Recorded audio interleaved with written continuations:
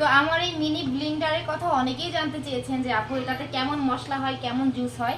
এই যে আজকে আমি আপনাদেরকে আদা আর রসুন পেস্ট করে দেখাবো যে আসলেই কেমন হয়, সেটা আপনাদেরকে লাইভে প্রমাণ দিচ্ছি, দেখতে থাকেন।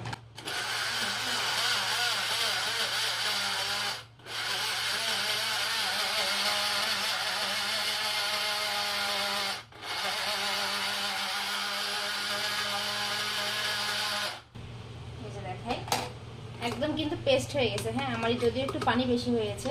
তো অনেকেই বলে যে এনিমাই গুলাতে নাকি ভালো ব্লেন্ডার করা যায় না, মশলা মিহি হয় না। আসলে এটা থেকেও প্লেন মশলা হয়, যে নিচেরটাতে শুকনো মশলা। আবার অনেকেই বলছে যে নিমা ব্লেন্ডার ভালো না, এটা সেটা আসলে ব্যবহার করা জানতে হবে প্রথমে। তারপরে ভাজা জিরার গুঁড়া, কাঁচা জিরার গুঁড়া সব আমি এটাতে করি। দেন শুকনা যে মশলাগুলো আছে, এলাচ, দারচিনি সবকিছু। হ্যাঁ, আর এটা খুবই ভালো। আমি 1-1.5 মাস প্রায় ঈদের থেকে এটা দিয়ে কাজ করতেছি। ওইটাই।